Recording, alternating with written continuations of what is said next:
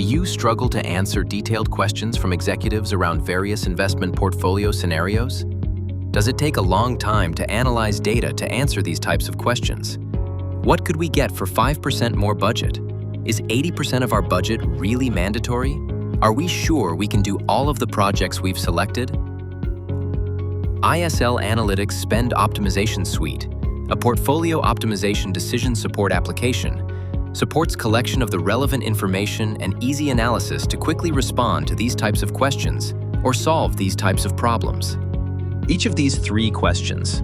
Let's explore how the SOS can help. First, what can we achieve for a 5% budget increase? Let's take a look at the portfolio results at the original budget level. Here we see the value achieved and the value that was left on the table or that was not selected in the given scenario, and a relative view in a normalized view. We see again that the greatest amount of value we couldn't achieve within our constraints was related to reliability. We can look at our risk matrix to see what unfunded projects we have above our acceptable tolerance and trace these back to the library for further analysis or manual forcing. We can also look at an efficient frontier view, illustrating the point at which the increase in costs starts to exceed the increase in value. The dotted line shows us a guideline for an optimal budget level, calculated as this point where cost starts increasing faster than value as mandatory investments, plus any additional high-risk investments. According to this guideline, our budget level is less than optimal. So let's rerun our analysis with a 5% budget increase closer to our optimal budget level guideline to understand what we can achieve with that increase. A comparison of the reports and charts shows us that we can achieve 8% more value overall, from 90% to 98%, with the biggest increase in reliability.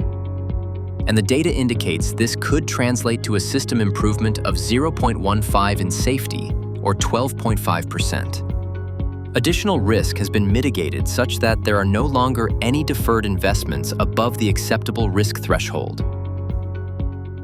The optimization outputs easily create a clear, concise, data-supported story to answer questions, making a case for additional funding, or communicate the trade-offs and exposure of lesser funded. Second, let's see how the SOS can help better understand and control mandatory spend. Investments are often marked mandatory when they may not be fully mandatory, or not mandatory until a future date.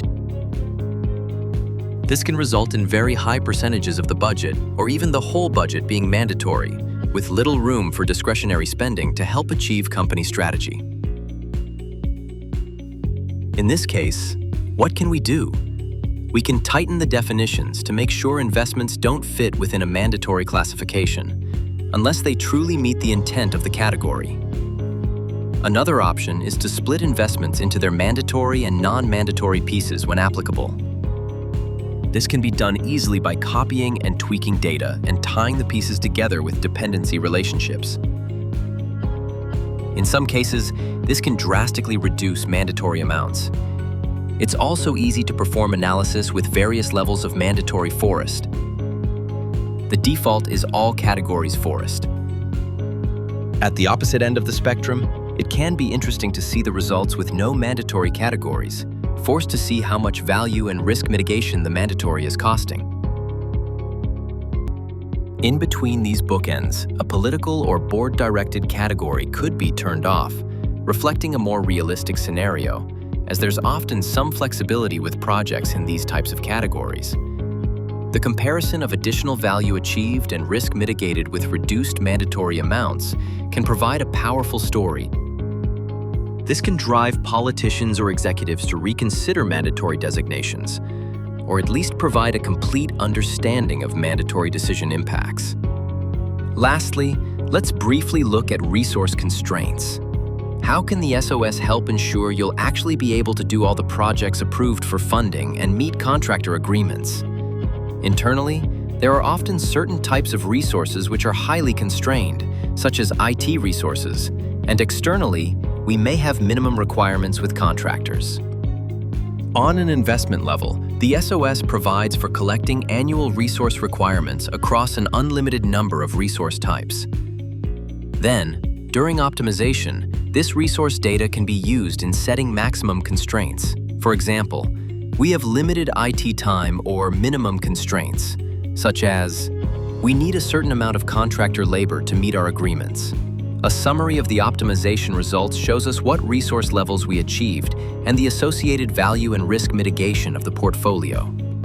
From there, we could increase our constrained resources to demonstrate what we could do with one or more additional FTE within the same budget constraint.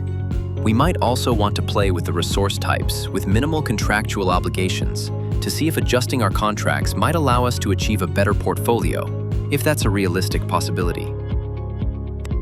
These are just a few of the tough questions that can be answered using the analysis on outputs of ISL Analytics' Spend Optimization Suite, or SOS, for making investment planning decisions.